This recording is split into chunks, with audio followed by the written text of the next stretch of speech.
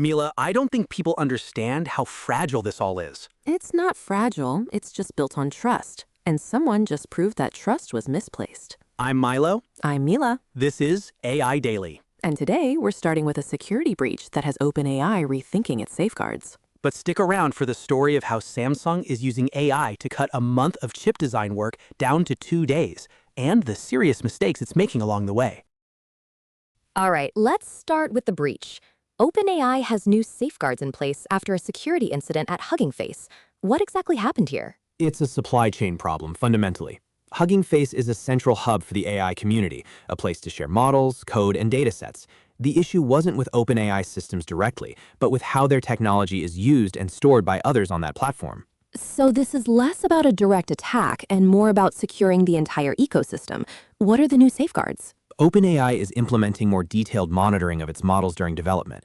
Think of it like adding more inspectors to the assembly line. They're also increasing the emphasis on alignment and security after a model is trained, before it gets anywhere near deployment. Which feels like the core issue. A model can be perfectly safe in the lab, but the moment it's out in the world, on a platform like Hugging Face, the context changes completely. Exactly. It's a recognition that safety isn't a one-time check. It has to be continuous. The open question is whether this creates a chilling effect on open source collaboration. How do you maintain security without walling everything off? And who is responsible when a tool is used insecurely? Is it the toolmaker, the platform it's hosted on, or the end user? Right now, it seems like the answer is everyone, all at once.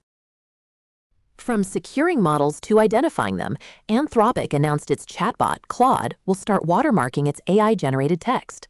This is a big step towards transparency, partly driven by new EU regulations. The idea is to make it possible to tell if a block of text was written by a human or an AI. How does that work technically? Are we talking about a visible watermark, like on a photograph? Not visible to the human eye. It's a statistical watermark. Essentially, they're subtly altering the way Claude makes small, random word choices.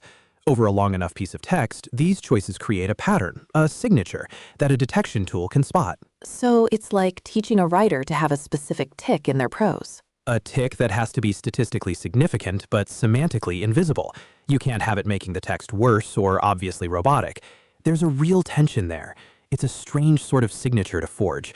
Saying it out loud makes the logic feel delicate. The immediate question, though, is how robust this is.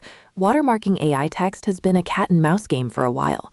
A simple paraphrasing tool could potentially erase the signature. That's the challenge. It might deter casual misuse, but determined actors will likely find ways around it. The goal might not be a perfect, unbreakable system, but rather to raise the cost and effort of passing off AI text as human-written. It shifts the default from undetectable to detectable. Even if it's not foolproof, that's a significant change in the landscape. Okay, let's get to that Samsung story. It's one of those headlines you have to read twice. Samsung is reporting that by using Anthropic's Claude, they've cut down a specific chip design workflow from 1 month to just 2 days. That is an astronomical productivity gain.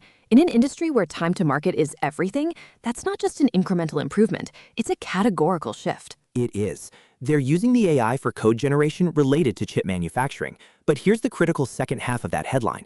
The AI-generated code still produces serious mistakes. And that's the part everyone needs to focus on. It's an incredibly powerful assistant, but it's not a replacement for an expert engineer. Precisely.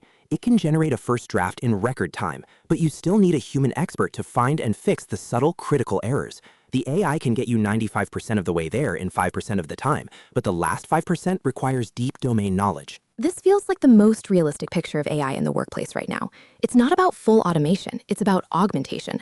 The job of the engineer shifts from writing every line of code to becoming an expert reviewer and editor of AI-generated code. And that's a different skill set. It requires just as much, if not more, expertise to spot a subtle flaw in complex code than it does to write it from scratch. So the story isn't AI replaces chip designers. It's AI gives a single chip designer the output of a small team, but also the review burden of one. The open question is, what happens to quality? Does the pressure to move fast mean some of those serious mistakes eventually slip through?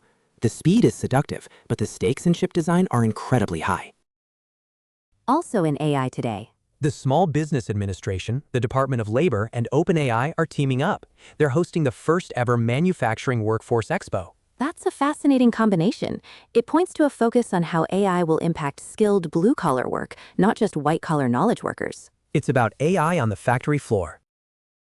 So we have new safeguards because of security holes, new watermarks because of transparency demands, and massive speedups that come with serious errors. The theme is acceleration, but with guardrails being built while the car is already moving. The question is whether the guardrails can be built faster than the car can crash. For Milo and Mila's AI Daily, I'm Milo. And I'm Mila.